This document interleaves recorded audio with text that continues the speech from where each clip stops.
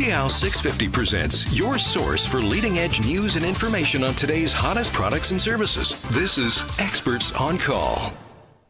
Welcome to Key Pacific Strata Life on Experts on Call on CIL 650. I'm Tony Giovento, your host, and in the studio with us tonight we have Albert Atfield, who is the CanStar project manager who deals with emergency restorations, project management, every bit that happens after a disaster. Albert, it's just never ends, does it? More or less, yeah. And we're fortunate to have Sean Lang, who is the senior consultant with Specifex Roofing Specialists.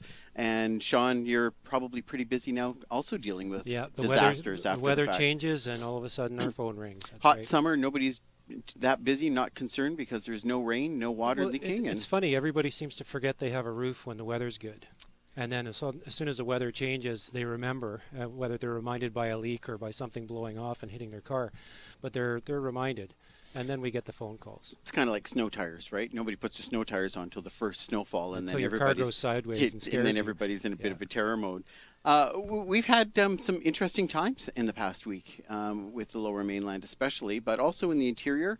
Been fires, issues within communities with smoke damage, with fire damage, emergency situations across the province. And a lot of the problems that we deal with, some of it has to deal with preparation issues, some of it has to do with planning, some has to deal with age of buildings, but unfortunately in the last storm, a lot of the damages that occurred were just simply unforeseen, unpredictable.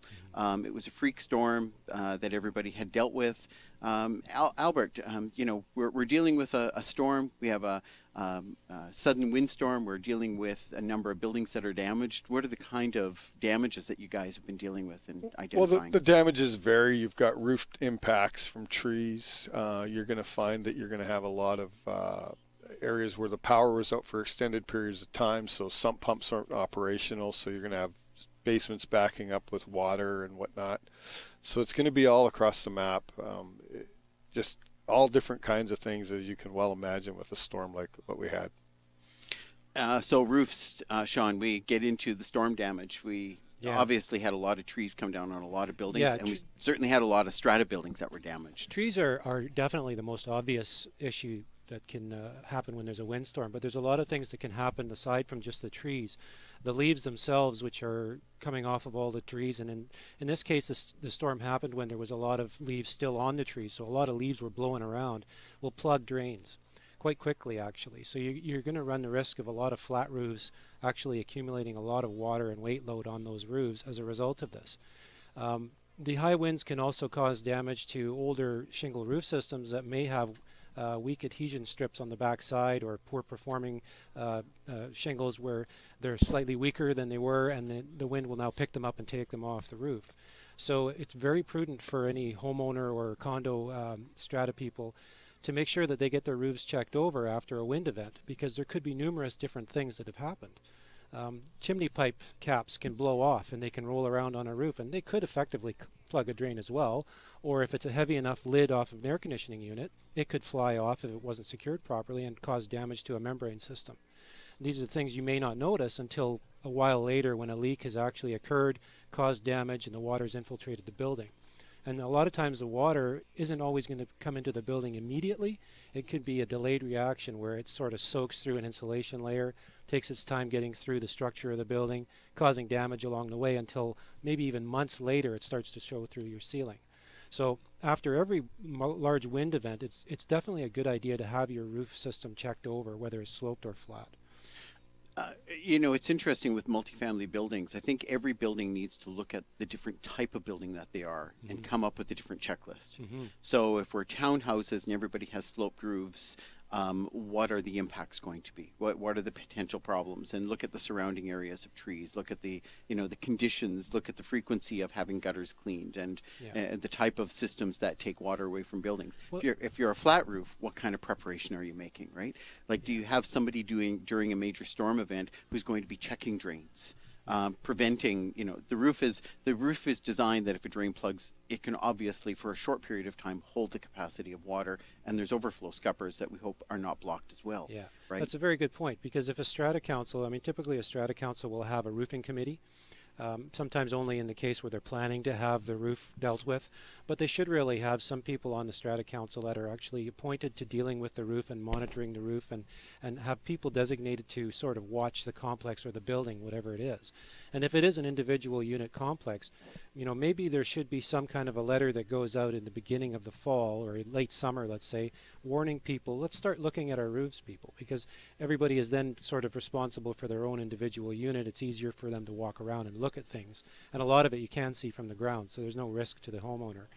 But on a large one roof strata building where you can't see everything, they really need to appoint somebody or hire a properly trained roofing professional to come out and walk the roof system and put together a list of things that need to be fixed, or report on what's going on. Well, and a small flashing failure can cause tens of thousands of dollars of damage certainly. if you ignore it, right? Certainly. And it can be exacerbated during a windstorm, ice Yep. storm, snowstorm. We still have across the province a problem with ice dams, Yep. especially in townhouse complexes with adjoining carports and roofs that are uninsulated, with adjoining heat spaces. You know, we see chronic issues like that in outlying problems. Look at Whistler, look at the mountainside resorts where we have a lot of issues with condos as well. Well, one of the things we see quite often is roofing contractors will go in and tear off a roof system to install a new one without dealing with the flashings at the wall. So they leave those flashings in place to try and save the owner's money and make the job go quicker. And if you don't take those flashings out, you're not carrying the underlayment up the wall properly and interfacing it with the wall sheathing system. So then if you have heavy wind-driven rains, which will actually blow water uphill, it'll blow water up to where they've terminated their underlayment, which is now a void. And it can now get into the building because they never interfaced everything properly. So sometimes saving the money and getting a job done cheaply could have an effect in a wind event like that. So Albert, one of the buildings that had a fair amount of damage had two problems. First, they had the leaves plug the rooftop, flat top roof. The leaves plugged the gutters. The roof hadn't been cleaned during the summertime. Then they had a tree that had been severed, penetrated the roof. And then they had a great amount of water, of course, come into the penthouse units and down as far as the second floor in the building. It starts out as clean water, but it doesn't end up to be clean water if you don't deal with it right away, does it? Well, there's a timing factor with this, so you want to try and accomplish at least the cleanup portion within 24 to 48 hours, ideally. Now, that may not be attainable in a large event where there's multiple issues going on throughout the city. So one of the first things you want to do is try and extract whatever standing water there is and apply drying procedure immediately if you're able to. That will help to control the grade of the water. Now, we also have to be honest with ourselves and consider where the water's coming from, and that may not even be applicable at that point in time. We may have to go straight into just a mitigation mode and then straight into full removal. Well, and one of the problems that came up as a result of this storm was that we had water coming into buildings with the rain that followed. That was a serious problem, and there was no ability of extraction because of no electricity. So, Albert, the water that gets into the building, Strata doesn't have power to clean it up. We're on a backup. There's no emergency call service. What are the things they can do to mitigate this? In all honesty, there's not a whole heck of a lot you can do to mitigate it because, I mean, from a personal standpoint, I have to look at it for a safety aspect. So, I mean, you could try buckets and stuff like that for the short term, but the reality is you're in a dark environment. You're not really sure maybe where you are. So I always lean on safety becoming the first thing to worry about for each individual person. In all respects, you probably want to find a place of refuge for the period of time till we can get some power and kind of see where things are, or at least have a visual. You can do the flashlight inspections and whatnot, but they are a little bit sometimes wasteful because you don't really accomplish much because there's no action plan that can be taken without any power ability. Other than protecting a few personal items, that's the about most important it. thing is your personal safety. Yeah, I agree, Tony. Right. And that's it. That and your own self, and then hopefully the damage is minimal and we can deal with it in a quick, expedited manner. So we have a tree that's come through the top of a roof. and obviously the extraction of the tree is going to be the first issue. And you know, there's still a backup on that. I think we're almost cleaned up now with most of the buildings. I've noticed 1 or 2 buildings around still tree crews on the buildings removing trees that were quite substantial. At this point, roof repairs obviously are imminent, but it's now damage to roof deck, attic, insulation, structure. You know, it's not just a matter of patching a hole in a roof anymore, is it? No, and when you have an older roof system, now you have to look at, do I just patch that area or do we do this whole section? Because sometimes trying to interface a newer shingle that's on a sloped roof with an older system becomes increasingly difficult, and the amount of old material that has to be removed in order to achieve a decent tie-in location may become a vast amount of material. So you end up redoing the whole roof system. So going back to what Albert said about the safety issue, I couldn't even send my guys out while that wind event was happening. There was no way anybody can put a ladder up and go up on a roof safely. I'm sure a lot of roofing contractors were experiencing the same thing. So there's a definite lag in response time.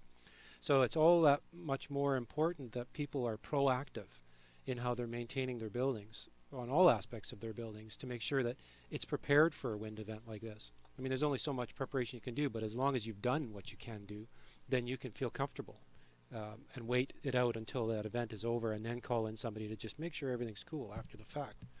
Well, and some of the emergency planning in advance also deals with the surroundings of your buildings. You know, making sure that your trees are properly maintained, making sure your trees are properly pruned. That goes in every one of our reports pretty much. Right. It's an ongoing problem that buildings have, not allowing debris to accumulate on buildings.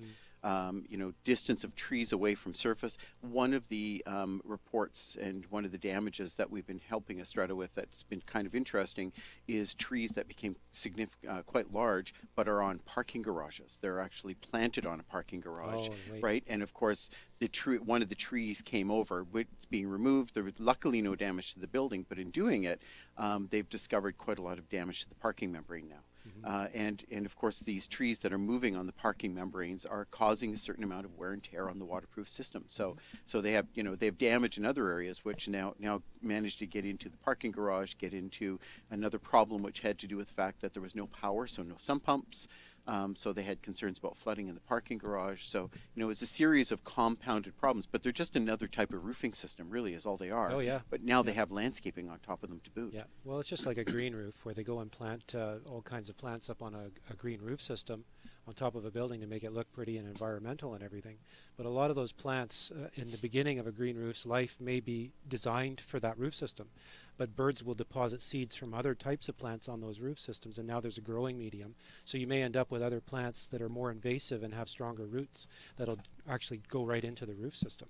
And another point I was going to make about the trimming of trees that are close to buildings is roof rats and raccoons. Right. There's lots of cases where raccoons have gone up on an older cedar roof because it's easy to access because there's a tree branch hanging over, and then they'll rip that roof right apart, trying to get inside and trying to make a nest for themselves. So it's very important just from that aspect to make sure that there's a certain distance between the limbs of a tree and your building to keep those animals from bridging the gap. Pretty interesting when you think of the interaction of everything between the landscape, building design, planning, and everything that follows. You're listening to CIL 650 Talk About Strata, and we'll be back right after these moments. This is Experts on Call on CIL 650.